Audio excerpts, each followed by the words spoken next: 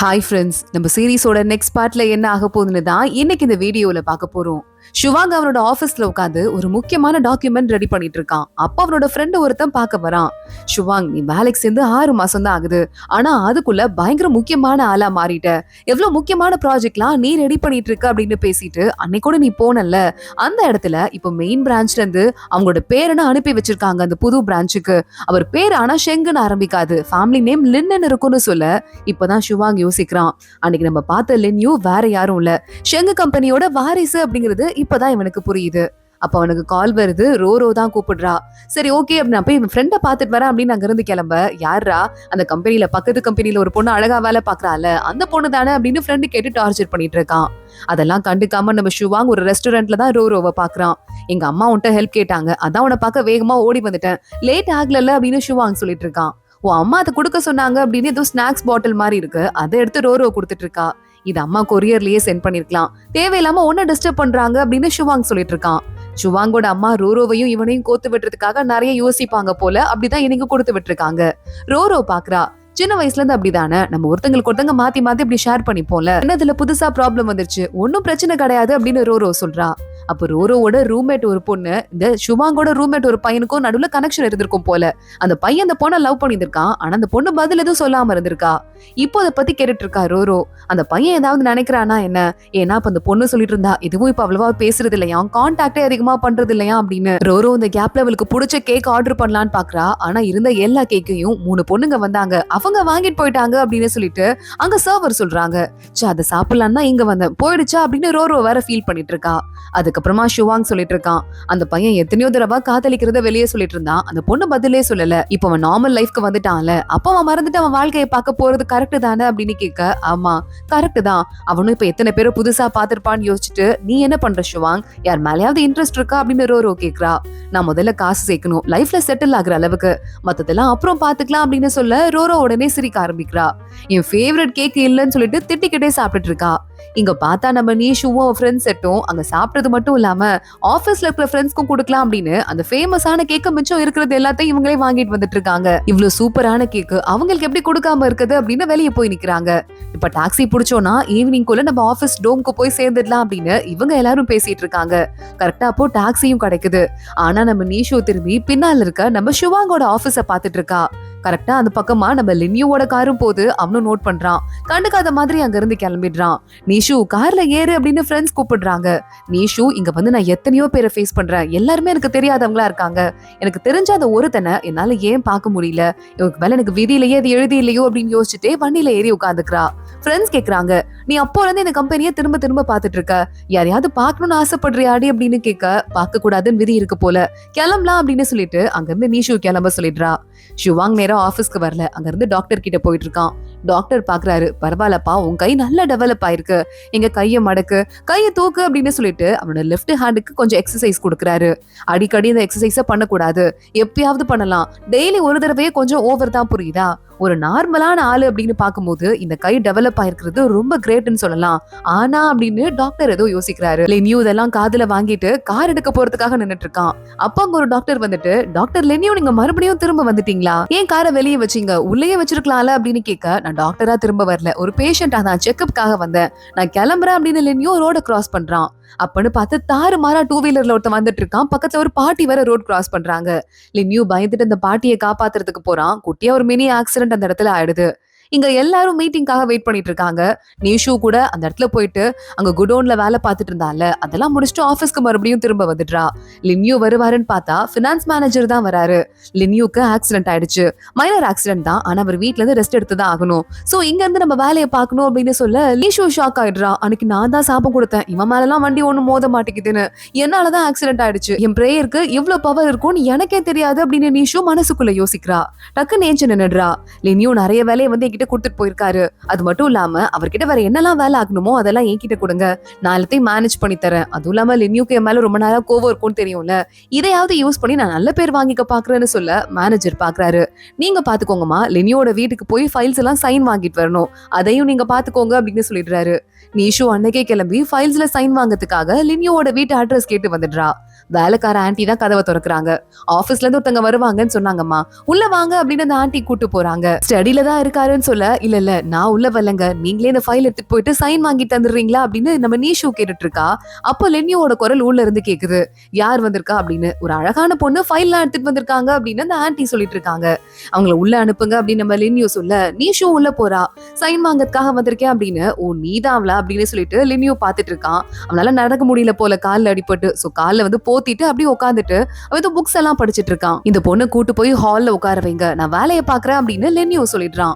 நீஷுவை கூட்டு போயிட்டு ஹால்ல உட்கார வச்சிடுறாங்க. அவ்வளவு ரொம்ப நேரம் வெயிட் பண்றா. அந்த ஃபைல் எல்லாம் பார்த்து அதெல்லாம் கரெக்டா வேலை செய்தா அப்படின்னு சொல்லிட்டு கண்டுபிடிச்சிட்டு அப்புறமா சைன் பண்ணுமா. கிட்டத்தட்ட ஒரு 2 மணி நேரம் அப்படியே ஓடி போயிடுது. வேலைக்கார லேடி மறுபடியும் வந்துட்டு, இந்த லிஸ்ட்ல இருக்கிற ஃபைல் எல்லாம் நாளைக்கு கொண்டு வருவீங்களா, லினியோ எழுதி கொடுத்தாருன்னு சொல்ல, நாளைக்கும் வரணுமா அப்படின்னு யோசிச்சுட்டு அடுத்த நாள் நீஷு வரா.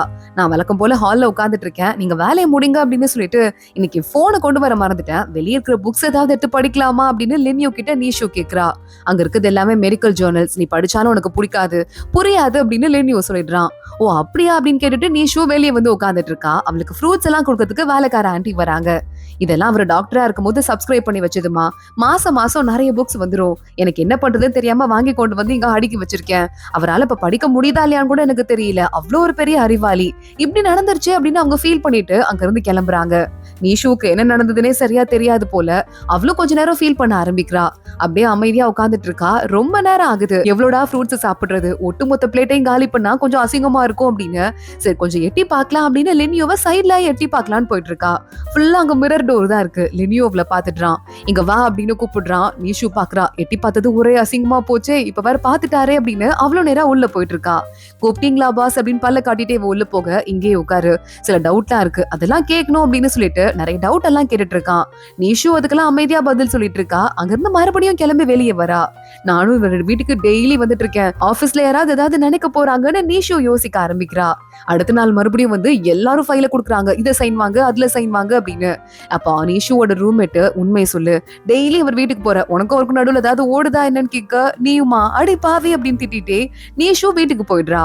இன்னைக்கு வேலைக்கார ஆன்டி இருக்க மாட்டாங்கன்னு சாவியை கொடுத்துதான் லினியோ அமைச்சிருக்கான். அப்பயும் டைரக்டா எப்படி உள்ள போறதுன்னு மெசேஜ் பண்ணி கேக்குறா. வெளியே நிக்கிறேன், உள்ள வரலாமா அப்படின்னு. வரலாம் அப்படின்னு லினியோ மெசேஜ் பண்றான். அதுக்கப்புறம் தான் நீஷு அவ்வளவே டோர் ஓபன் பண்ணிட்டு உள்ள போறா. கால் அடிபட்டிருக்கு, டோர் ஓபன் பண்ண முடியாதுன்னு சொன்னதால நம்மளே உள்ள வர வேண்டியதா இருக்குன்னு நீஷு நினைச்சிட்டே ஃபைல்ஸ் எல்லாம் அங்க கொடுத்துட்டு ஓரமா உட்காந்துட்டு இருக்கா. அவன் கிட்ட கொஞ்சம் ஸ்நாக்ஸ் இருக்கு சாப்பிடுறதுக்கு. பக்கத்துல தண்ணி இருக்கா அப்படின்னு நீஷு பாக்குறா. தண்ணி இல்ல. நடக்க முடியாம தான் என்னையே கதவை ஓபன் பண்ண சொல்லிட்டு உள்ள வர சொன்னாரு, நான் தண்ணி எடுத்துட்டு வரவா அப்படின்னு கேட்க லினியோ பாக்குறான். தண்ணி இல்லன்னு தெரியுது. ஓகே அப்படின்னு சொல்லிடுறான். நீஷு அங்க இருந்து கிளாஸ் எடுத்துட்டு போறா. ஹாட் வாட்டர் எங்கேயுமே இல்ல. ஒரு 2 மினிட்ஸ் வெயிட் பண்ணுங்க, நான் ஹாட் வாட்டர் ரெடி பண்ணி கொடுக்குறேன் அப்படின்னு விறுவிறுன்னு ஹாட் வாட்டர் போட்டு, ரொம்ப சூடா இருக்காது, ஃப்ரிட்ஜ்ல கொஞ்சம் ஐஸ் கியூப்ஸ் இருந்தது, அதையும் போட்டிருக்கேன் அப்படின்னு பக்கத்துல வைக்கிறா. லினியோக்கு இதுக்கும் மேலேயும் கேட்காம இருக்க முடியல. நீஷு ஒரு நிமிஷம், இது எனக்கு செகண்ட் டைம் ஆக்சிடென்ட் இருக்குன்னு சொல்ல, தெரியும் அப்படின்னு நீஷு சொல்லிட்டு இருக்கா. நீ என்ன பார்க்கும் போதெல்லாம் கில்ட்டோடயே சுத்திட்டு இருக்க, என்ன கில்ட்னு தெரிஞ்சுக்கலாமா, எதனால என்கிட்ட கில்ட்டியா இருக்க அப்படின்னு லினியோ கேக்குறான். அதுவா, நான் வேண்டுனாலதான் உனக்கே ஆக்சிடென்ட் ஆச்சு, அது எப்படி நான் உன்கிட்டயே சொல்றதியா அப்படின்னு மனசுக்குள்ள யோசிச்சுட்டு இருக்கா. இல்ல எனக்கு இது 2வது தடவை ஆக்சிடென்ட்னு சொன்னேன்ல, இதை பார்த்ததுக்கு அப்புறமாவது, நான் கொஞ்சம் முடியாம இருக்கத பார்த்ததுமாவது உனக்கு ஏதாவது பழைய விஷயம் ஞாபகம் வருதா, அப்படி ஒருவேளை ஞாபகம் வந்தது அப்படின்னா நான் ரொம்ப ஹாப்பியா இருப்பேன் அப்படின்னு லினியோ சொல்றான். நீஷுக்கு ஒண்ணுமே புரியல, என்ன ஞாபகம் வரணும் அப்படின்னு யோசிச்சுட்டு இருக்கா. லினியோ கடுப்பாயிடுறான். இதுக்கு மேல நீ வீட்டுக்கு வர வேண்டாம், வேற யார்கிட்டயாவது கொடுத்து விடு அப்படின்னு சொல்லிடுறான். லினியோ அவசர அவசரமா மறுபடியும் ஆபீஸ்க்கு வந்துடுறா. வந்ததுக்கு அப்புறமா நாளைக்கு இந்த ஃபைல சைன் வாங்கிட்டு வா அப்படின்னு ஃப்ரெண்டு சொல்றா. நால இருந்து நான் கிடையாது, அந்த பையன் இருக்கான்ல அசிஸ்டன்ட், அவன் தான் போக போறான்னு சொல்லிட்டு, என்னாச்சுன்னு எனக்கே தெரியல அப்படின்னு நீஷு சொல்றா. என்ன ஆச்சுன்னு உனக்கே தெரியலையா, உனக்கு ஏன் வர வேணான்னு சொல்லிட்டாரு, ஏதாவது பிரச்சனை பண்ணியா அப்படின்னு கேட்க, அப்படிதாண்டி நினைக்கிறேன், ஏதோ ஒண்ணு பிரச்சனை பண்ணிடுறேன், ஆனா அது சத்தியமா என்னன்னு எனக்கே தெரியல அப்படின்னு நீஷு ஃபீல் பண்ண ஆரம்பிக்கிறா. அப்போ இந்த சீச்சி இருப்பாங்கல்ல, அவங்க பக்கத்துல வராங்க.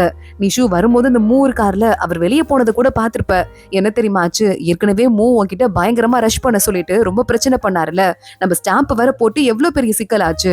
அதுக்கப்புறமா அவரோட சொந்தக்காரங்க யாரோ வராங்க அப்படின்னு கூப்பிட்டுட்டு அவங்க இந்த பையனுக்கு மட்டும் ரூம் கொடுக்க சொன்னாருல, இந்த விஷயம் எல்லாம் எஸ்கலேட் ஆயிடுச்சு, அதனால அவர் மறுபடியும் ஹெட் ஆபீஸ்க்கே கூப்பிட்டுட்டாங்களா அப்படின்னு சொல்லிட்டு அவர் போனது ரொம்ப நிம்மதியா இருக்கு, நான் உனக்கு ட்ரீட் கொடுக்குறேன் அப்படின்னு சொல்றாங்க.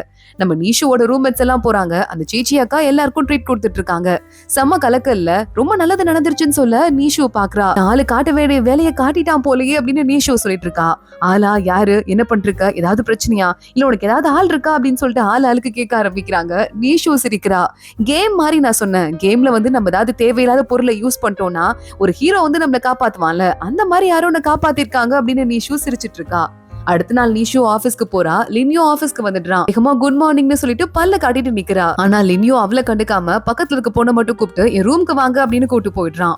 ஏன்னா நமக்கு ஒரு வேலையும் கொடுக்கல அப்படின்னு நீஷு போய் உட்கார்றா. ஏற்கனவே அவளுக்கு கொடுத்துட்டு இருந்த வேலையெல்லாம் முடிஞ்சிருச்சு இல்ல, குடோன்ல வேலை முடிஞ்சிருச்சு, லின்யோவை பாத்துக்கிற வேலையும் இப்ப முடிஞ்சிருச்சு. இப்போ என்ன பண்றதுன்னு கொஞ்ச நேரம் வந்துட்டு சரி ஓகே ஏதாவது சினிமா நியூஸ் என்டர்டெயின்மெண்ட் நியூஸ் படிக்கலாம் அப்படின்னு அந்த நியூஸ் எல்லாம் ஓபன் பண்ணி படிச்சிட்டு இருக்கா, காசிப்ஸ் எல்லாம். அந்த பக்கமா லின்யோ வரான். இவன் ஸ்கிரீனை பாத்துடுறான். டக்குனு இவன் மாத்துறதுக்குள்ள பாத்துடுறான். அங்க இருந்து போயிடுறான். ஆஹா போச்சு மாட்டணும், சும்மாவே மென்னு தள்ளுவான். இதுக்கு மேல அவ்வளவுதான் காலி அப்படின்னு நினைச்சிட்டு இருக்கும் போதே லினியோ மறுபடியும் திரும்ப போறான். அப்ப எதுவுமே சொல்லல. நீஷு பாக்குறா, இவனுக்கு என்னதான் ஆச்சு, வேலை கொடுத்து டார்ச்சர் பண்ணுவான், எனக்கு எப்படி ஆயிட்டானே அப்படின்னு யோசிச்சுட்டு இருக்கா. இங்க அந்த புது இடத்துல புதுசா இன்னொரு 3-4 பேரை வந்துட்டு ஆளுங்களை அப்பாயிண்ட் பண்றாங்க. அவங்களெல்லாம் கூப்பிட்டு அந்த மேனேஜர் இருப்பார்ல, அவர் பாராட்டி பேசிட்டு இருக்காரு. நம்ம லினியோவும் அவங்களுக்கு எல்லா இடத்தையும் சுத்தியும் காட்டிக்கிட்டு இருக்கான். இங்க நீஷுவும் ஃப்ரெண்டும் போயிட்டு இருக்காங்க. நீஷு சொல்றா, ஏண்டி உனக்கு எதுவும் வித்தியாசமா தெரியல, லினியோ எப்ப திரும்ப வந்தாரோ அப்பல இருந்து எனக்கு வேலையே கொடுக்கல, நான் எப்ப பாரு ஃப்ரீயா இருக்கேன், அன்னைக்கு என்டர்டெயின்மெண்ட் நியூஸ் படிச்சிட்டு இருந்தேன், அது அவர் பார்த்தாரு, அப்ப கூட எதுவுமே சொல்லல, என்னடி ஆச்சு அப்படின்னு கேட்க, ஒரு வேலை உன் மேல இந்த கோவம் அவருக்கு போயிடுச்சோ என்னவோ அப்படின்னு ஃப்ரெண்டு சொல்றா. அப்ப நான் எஸ்கேப் ஆயிட்டேன்னு சொல்லு, இதுக்கு மேல எந்த கவலையும் இல்லன்னு சொல்லு அப்படின்னு நம்ம நீஷு ஒரு பக்கம் நினைச்சிட்டு அங்கிருந்து போயிட்டு இருக்கா. இங்க ஷுவாங் அவனோட ஆபீஸ்ல வேலை பார்த்துட்டு இருக்கும் போது அவனோட சீனியர் கூப்பிடுறாங்க. இங்க வா அப்படின்னு சொல்லிட்டு அவனுக்கு ஏதோ ஒரு முக்கியமான வேலை எல்லாம் கொடுக்குறாங்க. அந்த லென்யூ இருக்கார்ல, நம்மளோட ப்ராஜெக்ட அக்செப்ட் பண்ற ஐடியாலே இருக்கிற மாதிரி தெரியல அப்படின்னு அவர் சொல்லிட்டு இருக்க. எனக்கும் அப்படிதான் தோணுச்சு. அன்னைக்கு அவங்க பேசும்போது கூட அவர் நேரா வந்து பேசல அப்படின்னு ஷுவாங் சொல்லிட்டு இருக்கான். ஆனா அவனோட தீசிஸ் இருக்கே ரொம்ப சூப்பரா இருந்தது, உன் ப்ராஜெக்ட நீ பக்காவா முடிச்சிருக்க, அந்த நாள் மட்டும் இல்லாம உனக்கு நல்ல லக்கும் இருக்கு, 6 மாசம் தான் ஆகுது, ஆனா அதுக்குள்ள நீ புரிஞ்சிருக்க ஆளுங்க, இப்போ உன் ப்ராஜெக்ட நீ பண்ற வேகம் எல்லாமே நல்லா இருக்கு, இன்வெஸ்ட்மெண்ட் பேங்கிங்க்கு என் கூட நீ வரியா, ஏன்னா உன் லக்கு உன் வேகம் ரெண்டுமே எனக்கு தேவைப்படுது அப்படின்னு சொல்ல ஷுவாங் ஷாக் ஆயிடுறான். வரேன் சார் அப்படின்னு சொல்லிட்டு இருக்கான். இன்னொரு பக்கம் அன்னைக்கு நம்ம ஷுவாங் ஒரு ஹோட்டல்ல போய் உட்காந்துட்டு இருக்கான். அப்ப அவன் தம்பி போன் பண்றான். நான் நிஜமாவா, உன் ப்ராஜெக்ட் புடிச்சு போயிட்டு அவர் உனக்கு இன்வெஸ்ட்மெண்ட் பேங்கிங்ல உனக்கு கூப்பிட்டுட்டாரா அப்படின்னு கேட்க, என் ப்ராஜெக்ட்டுக்கு நீ தான் நிறைய ஹெல்ப் பண்ண, சோ அதுல பெரிய கிரெடிட் உனக்கு தான் இருக்கு அப்படின்னு ஷுவாங் சொல்லிட்டு இருக்கான். நான் ஹாப்பியா இருக்கு, எனக்கு செம்ம ஜாலியா இருக்கு, ஆனா அம்மா கிட்டே ரோரோ அக்காட்டையும் சொல்லக்கூடாதுன்னு சொல்லிருக்க, ஏன் சொல்லக்கூடாதுன்னு சொல்ற, அவங்க தானே நமக்கு முக்கியமான ஆளு, ரோரோவை உனக்கு பிடிக்கலையா, அவங்க கூட நீ எப்ப ரிலேஷன்ஷிப்பை ஸ்டார்ட் பண்ண போற அப்படின்னு கேட்க, நீ சும்மா இருறா அப்படின்னு ஷுவாங் சொல்லிட்டு இருக்கான். அண்ணா பாரு, இந்த மாதிரி முக்கியமான விஷயத்த கூட சொல்றதுக்கு வேற ஆளே கிடைக்காம எனக்கு போன் பண்ணி சொல்லிட்டு இருக்க, நீயும் உருப்படுற வழிய பாருனா அப்படின்னு சொல்ல ஷுவாங் அதை பத்தி நான் யோசிச்சுட்டு இருக்கேன், யோசிக்கிறேன், ஆனா என்ன ரொம்ப லேட்டா யோசிக்க ஆரம்பிச்சிட்டேன், எல்லாமே கிட்டத்தட்ட முடிஞ்சிருச்சு அப்படிங்கிற மாதிரி கொஞ்சம் ஃபீலிங்கா பேசிட்டு இருக்கான். நீஷு பாக்குறா, பக்கத்துல இருக்க அவ ரூம்மேட்டோட ரூம்க்கு கிளம்பி போலாம் அப்படின்னு போயிட்டு இருக்கா. பார்த்தா அவ ரூம்மேட் இருக்கால வெளியே நின்னுட்டு இருக்கா. உள்ள என் ரூம்மேட் தூங்கிட்டு இருக்கா போலடி, நான் வெளியவே மாட்டிக்கிட்டேன், கீ எடுத்துட்டு வரல அப்படின்னு சொல்றா. ஒன்னும் பிரச்சனை இல்ல, இந்த பக்கத்து ரூமுக்கு போயிட்டு அது பால்கனி வழியா அப்படியே கிராஸ் பண்ணி ஓன் பால்கனிக்கு போயிட்டு அதுக்குள்ள உள்ள போய்க்கலாம், பிரச்சனையே இருக்காது அப்படின்னு நீஷு ஒரு புது ஐடியா சொல்றா. பக்கத்து ரூம்குள்ள போயிட்டு அந்த பால்கனி வழியா வெளியே இறங்குறா. இப்படியே கொஞ்சமா நகர்ந்தா போதும், அந்த பால்கனிக்கு போயிடலாம், என்ன இடம் கொஞ்சம் சர்க்கிளா இருக்கு, பார்த்து பத்திரமா இருக்கணும் அப்படின்னு நீஷு கவனமா ஏறிட்டு இருக்கா. அந்த பக்கமா நம்ம லின்யூ கூட ஏதோ ஒரு லேடி 2 பேரும் பேசிட்டே வந்துட்டு இருக்காங்க. அந்த லேடி நம்ம நீஷுவை பார்த்துட்டு ஐயோ அப்படின்னு கத்த ஆரம்பிக்க, நீஷு அந்த அதிர்ச்சியில பொத்துன்னு கீழே விழ ஆரம்பிக்க, லின்யூ அங்க ஓடி போயிடுறான். டக்குன்னு அவளை தாங்கி பிடிக்கிறான். ஆனா லின்யூவோட காலையும் அடிபட்டுறது. அம்மா அப்படின்னு சொல்லிட்டு கத்திட்டு அவனும் அவளை தாங்கிட்டே கீழே விழுறதோட தான் இன்னைக்கு எபிசோட் முடியுது. பட்ட காலையே படும்னு சொல்லுவாங்க, லின்யூக்கு அதே மாதிரி பட்ட மாதிரி அடிபட்டுட்டே இருக்கு. அடுத்து என்னதான் ஆக போது தொடர்ந்து பார்க்கலாம். இந்த வீடியோவை லைக் பண்ணிக்கோங்க, மறக்காம நம்ம சேனலுக்கு சப்ஸ்கிரைப் பண்ணிட்டு பெல் ஐக்கானையும் கிளிக் பண்ணிக்கோங்க. அடுத்த வீடியோல பார்க்கலாம். அது வரைய பாய்.